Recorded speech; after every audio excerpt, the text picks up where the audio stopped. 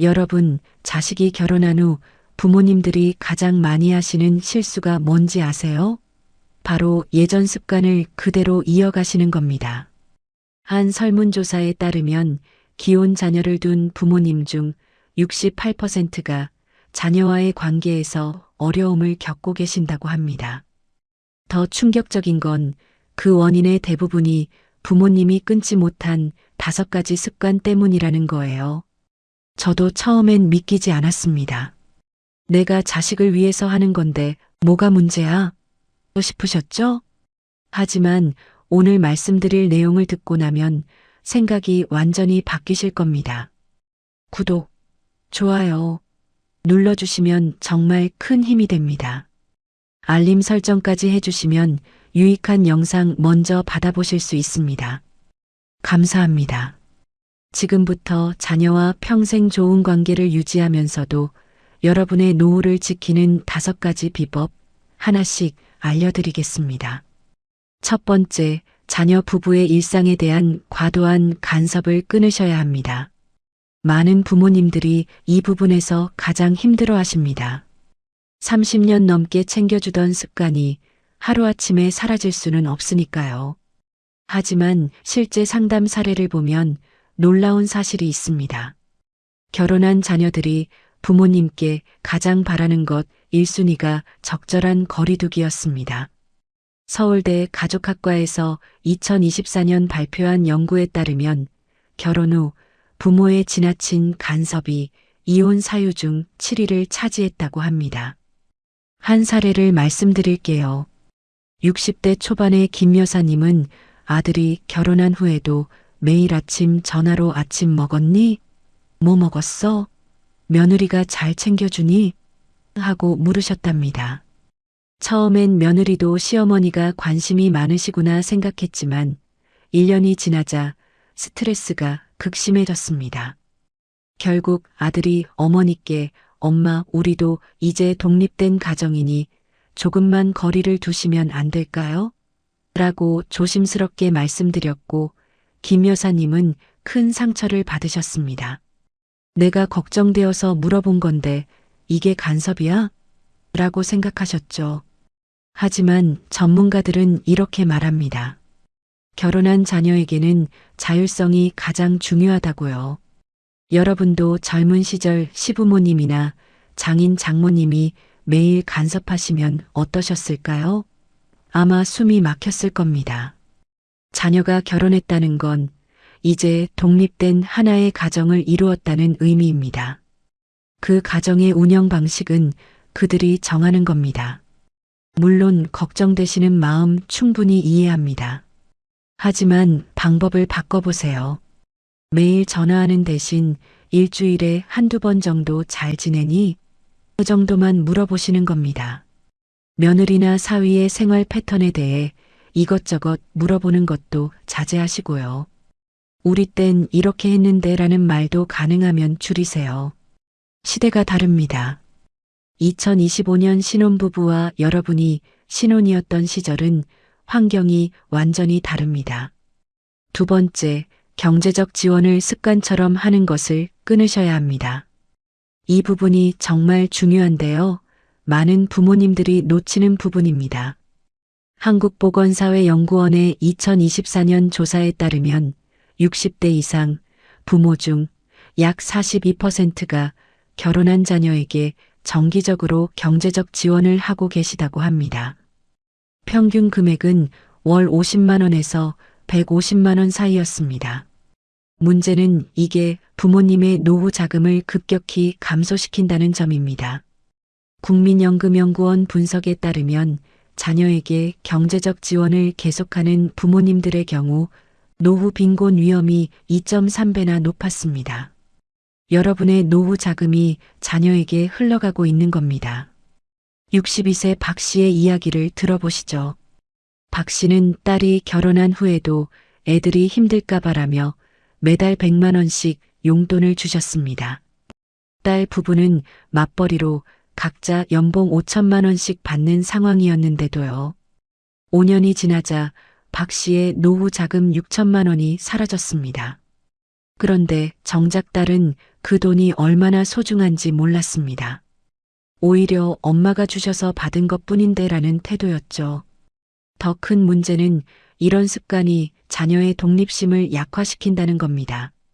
서울대 소비자학과 연구팀이 발표한 논문을 보면 부모로부터 지속적인 경제적 지원을 받는 자녀들은 재정 관리 능력이 현저히 떨어진다고 합니다. 스스로 돈을 관리하고 절약하는 법을 배우지 못하는 거죠. 그렇다고 무조건 안 도와주라는 게 아닙니다. 정말 급한 상황, 예를 들어 실직이나 큰 병원비 같은 비상사태엔 당연히 도와주셔야죠. 하지만 그냥 습관적으로 애들이 불쌍해서라는 이유로 계속 주시는 건 오히려 독이 됩니다. 특히 자녀가 직장이 있고 수입이 있다면 더욱 그렇습니다. 대신 이렇게 해보세요. 명절이나 생일 같은 특별한 날에만 선물이나 용돈을 주시는 겁니다. 그리고 그 돈은 여러분의 노후 자금에 지장이 없는 범위 내에서만 하시고요. 여러분도 노후에 돈이 필요합니다. 병원비, 생활비, 여가 비용. 자녀에게 의지하지 않으려면 지금부터라도 여러분의 돈을 지키셔야 합니다. 세 번째, 무리한 손주 돌봄을 끊으셔야 합니다. 이 부분에서 많은 분들이 고개를 끄덕이실 것 같습니다. 통계청 2024년 자료를 보면 만 3세 미만 손주를 돌보는 조부모 비율이 무려 58%입니다. 그중 절반 이상이 주 5일 이상, 하루 8시간 이상 돌보신다고 합니다. 거의 전업으로 손주를 돌보시는 거죠. 문제는 이게 여러분의 건강에 치명적이라는 겁니다. 대한노인병학회 연구에 따르면 손주를 전일제로 돌보는 조부모의 경우 우울증 발병률이 일반 노인보다 3배 높았습니다. 허리 디스크, 무릎 관절염 등 근골격계 질환도 2배 이상 높았고요. 65세 박 여사는 손주를 3년간 돌보다가 허리를 다쳐 수술을 받으셨습니다. 하지만 며느리는 그래도 계속 봐주셔야 하는 거 아니에요? 어린이집 비용이 너무 비싸서요라고 말했다고 합니다. 여기서 분명히 하셔야 할 게 있습니다. 손주 돌봄은 여러분의 의무가 아닙니다. 여러분의 선택이고 호의입니다. 자녀들은 이걸 당연하게 생각하면 안 됩니다. 2024년 대법원 판례를 보면 조부모의 손주 양육은 법적 의무가 아니며 만약 돌봐주셨다면 정당한 대가를 청구할 수 있다고 명시되어 있습니다. 58세 최 여사님의 사례는 정말 시사하는 바가 큽니다. 최 여사님은 딸이 출산한 후 엄마 1년만 봐주면 안 돼? 라는 말에 퇴직을 앞두고 계시던 직장을 그만두셨습니다. 그런데 1년이 지나도 딸은 엄마가 봐주시면 애가 안정감을 느끼잖아요 라며 계속 맡겼습니다.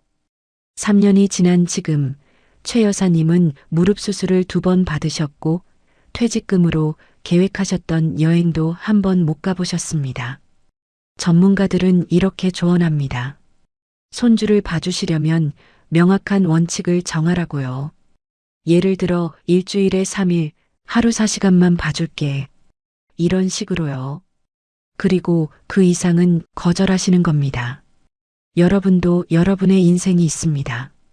친구들과 차 마시고 취미 생활하고 여행 다니고 그런 것들이 노후의 행복을 만듭니다.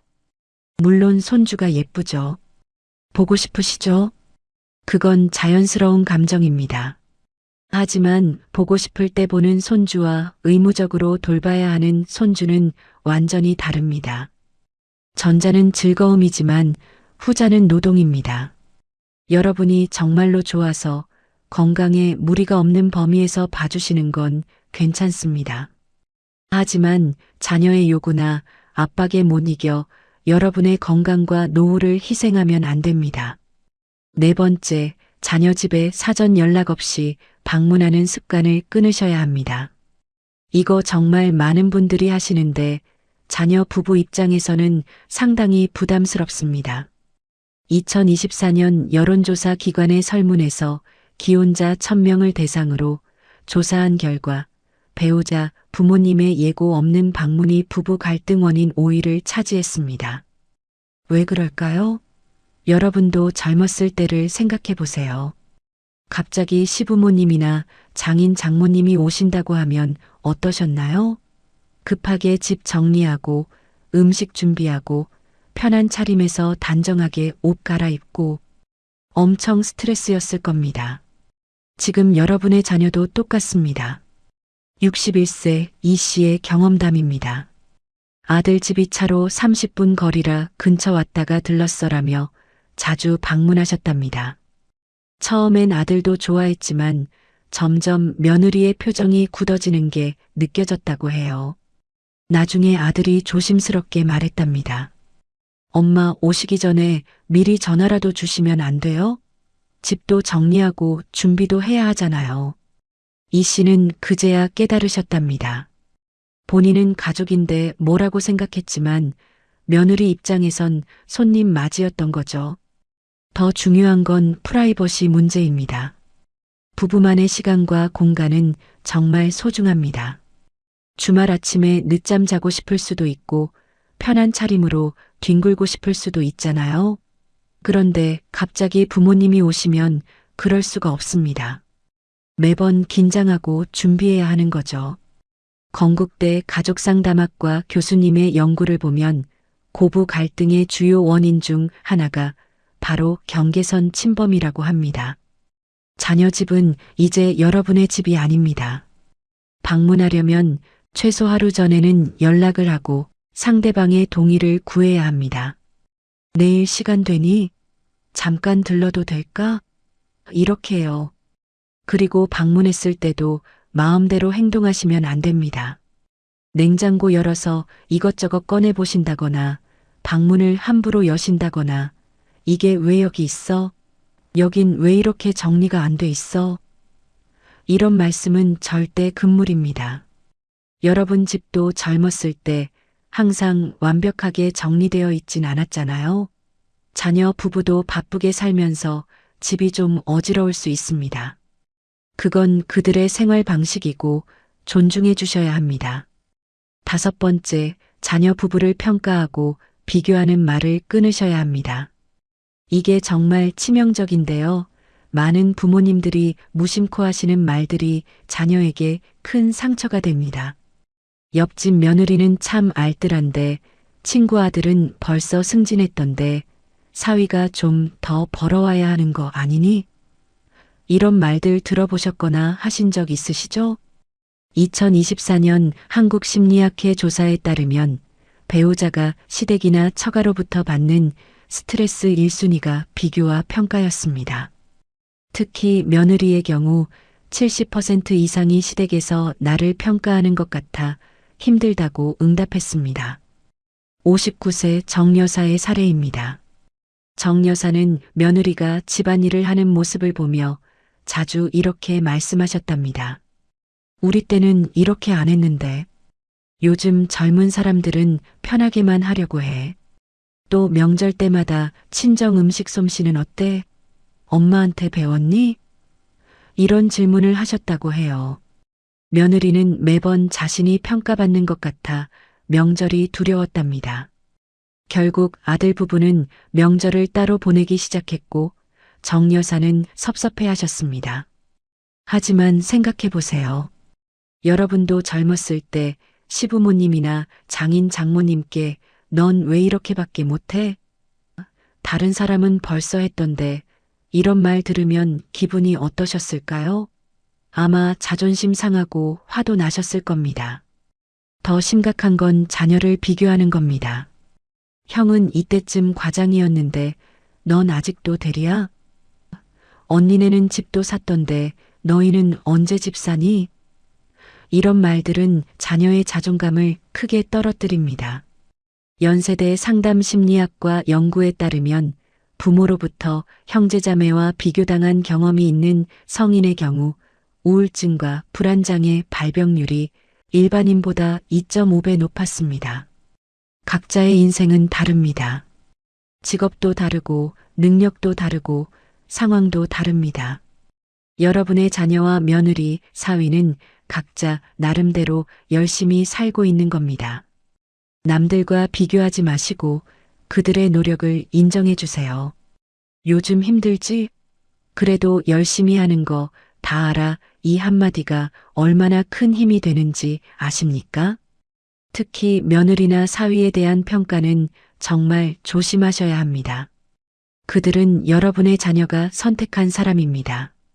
그들을 비난하는 건 곧 자녀의 선택을 비난하는 것과 같습니다. 내가 왜 그런 사람을 선택했니? 라는 말과 똑같은 거죠. 대신 장점을 찾아서 칭찬해 주세요. 우리 며느리 참 부지런하네. 사위가 우리 딸한테 참 잘해주는 것 같아. 이런 말들은 가족 관계를 훨씬 좋게 만듭니다. 긍정적인 말은 긍정적인 관계를 만듭니다. 여러분, 지금까지 말씀드린 5가지를 실천하기가 쉽지 않으시다는 거 잘 압니다. 30년, 40년을 자녀를 위해 살아오셨는데 갑자기 손을 떼라고 하면 어떻게 해야 할지 막막하시죠.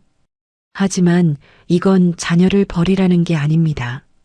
오히려 더 건강한 관계를 만들기 위한 거예요. 서울대 노년학 연구소의 10년 추적 연구를 보시면 자녀와 적절한 거리를 유지한 부모님들이 그렇지 않은 부모님들보다 노년 만족도가 40% 더 높았습니다. 우울증도 적었고 건강 상태도 좋았습니다. 왜 그럴까요? 자기 인생을 살았기 때문입니다. 자녀를 위해 모든 것을 희생하시면 2가지 문제가 생깁니다. 첫째, 여러분의 노후가 불행해집니다. 건강도 나빠지고 돈도 없어지고 할 일도 없어져서 우울해지죠. 둘째, 자녀도 부담스러워합니다. 부모님이 자신을 위해 모든 걸 희생했다는 게 은연중에 죄책감으로 작용하는 겁니다. 63세 강 씨의 변화 이야기를 들어보시겠습니까? 강 씨는 딸이 결혼한 후 5년간 손주를 봐주고 경제적 지원도 하고 집에 자주 방문하시며 이것저것 챙기셨습니다. 그런데 딸 부부와의 관계는 점점 멀어졌습니다.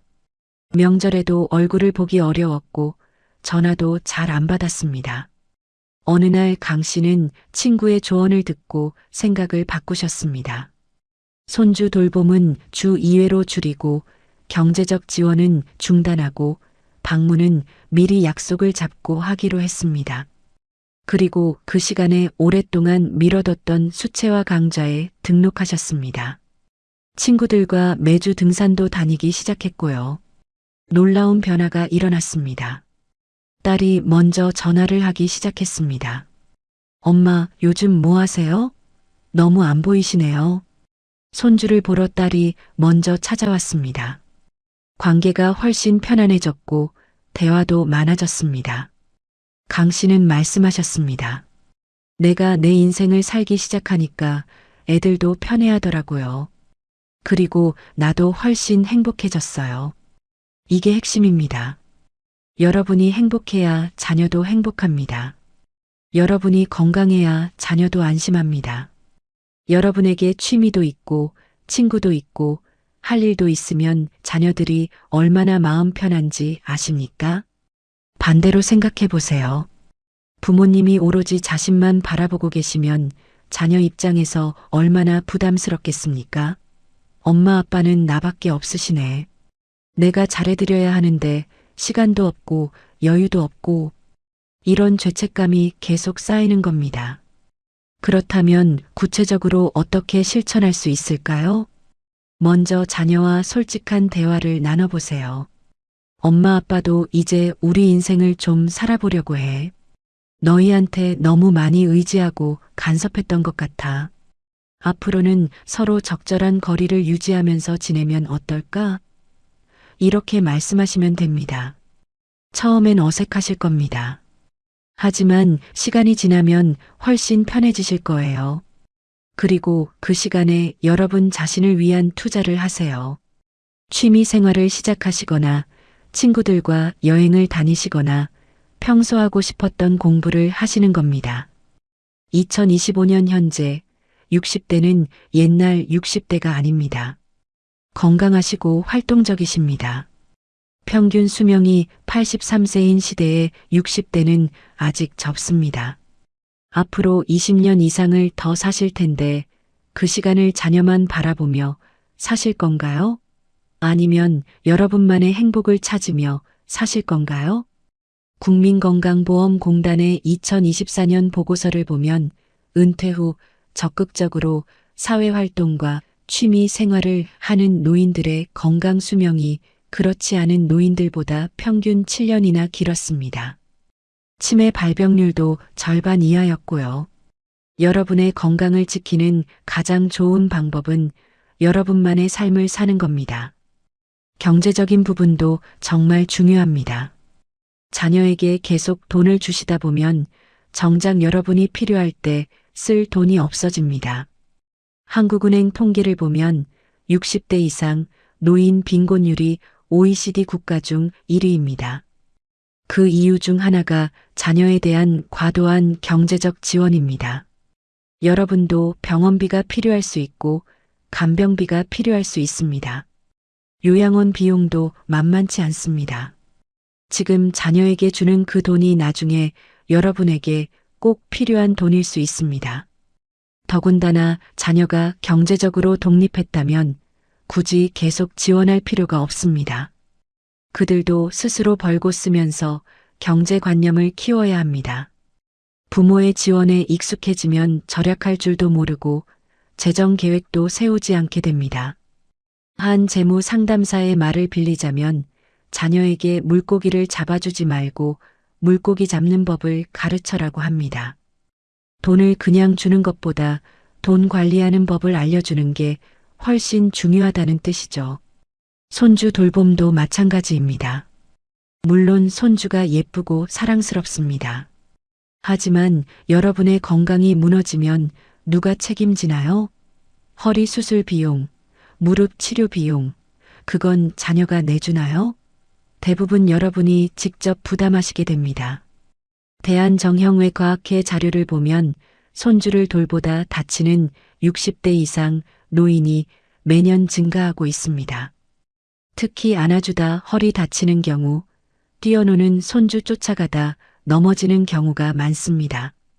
한번 다치면 회복도 느리고 후유증도 오래갑니다. 게다가 요즘 육아는 예전과 다릅니다. 정보도 많이 바뀌었고 방법도 달라졌습니다. 손주를 돌보면서 며느리나 아들과 육아 방식 때문에 갈등을 겪는 경우도 많습니다.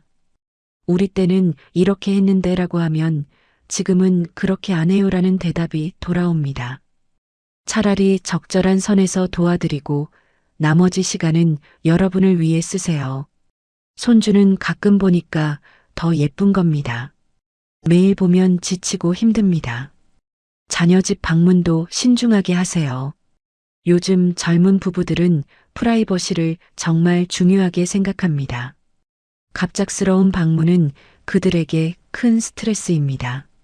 미리 연락하고 동의를 구하고 약속한 시간에만 방문하세요. 그리고 방문했을 때도 오래 계시지 마세요. 2시간, 3시간 정도가 적당합니다. 식사 시간을 피해서 가시는 것도 좋은 방법입니다. 며느리나 사위가 식사 준비하느라 부담스러워하지 않도록요. 방문 후에는 꼭 감사 인사를 하세요. 오늘 와서 좋았어. 다음에 또 시간 되면 들러도 될까? 라고 물어보는 겁니다. 당연한 권리가 아니라 허락받는 거라는 걸 보여주시는 거죠. 마지막으로 비교와 평가를 멈추세요. 자녀와 며느리, 사위를 있는 그대로 인정해 주세요. 남들과 비교하지 마시고 여러분의 기준으로 평가하지 마세요. 그들도 나름대로 최선을 다해 살고 있습니다. 칭찬과 격려를 많이 해주세요. 잘하고 있어. 힘들지? 그래도 열심히 하는 거 다 알아라는 말 한마디가 얼마나 큰 힘이 되는지 아십니까? 특히 며느리나 사위에게는 더욱 신경 써주세요. 그들은 여러분의 친자식이 아니지만 자녀가 선택한 소중한 사람입니다. 그들을 존중하고 아껴주시면 자녀도 여러분을 더 사랑하게 됩니다. 여러분, 오늘 말씀드린 5가지 기억하시죠? 과도한 간섭 끊기, 경제적 지원 습관 끊기, 무리한 손주 돌봄 끊기, 무단 방문 습관 끊기, 비교와 평가 끊기. 이 5가지만 실천하셔도 자녀와의 관계가 훨씬 좋아질 겁니다. 그리고 가장 중요한 건 여러분의 노후가 훨씬 행복해진다는 겁니다. 자녀를 사랑하는 가장 좋은 방법은 집착이 아니라 존중입니다. 그들의 독립을 인정하고 그들의 선택을 믿어주는 겁니다. 그리고 여러분도 여러분만의 행복을 찾으세요. 취미도 갖고 친구들과도 어울리고 하고 싶었던 일들을 하세요. 그렇게 사시는 부모님을 자녀들은 더 존경하고 사랑합니다. 나이 드셨다고 인생이 끝난 게 아닙니다. 오히려 이제부터가 진짜 여러분만의 시간입니다. 자녀 키우느라 생계 책임지느라 미뤄뒀던 꿈들을 이제 펼치실 시간이에요. 건강하시고 활동적이신 지금이 바로 그때입니다. 오늘 영상이 도움이 되셨다면 구독과 좋아요, 알림 설정 꼭 부탁드립니다. 여러분의 행복한 노후를 위한 더 많은 정보로 찾아뵙겠습니다. 댓글로 여러분의 경험과 생각도 나눠주세요. 함께 이야기 나누면 더 큰 힘이 됩니다. 오늘도 수고 많으셨고 항상 건강하시고 행복하세요. 감사합니다.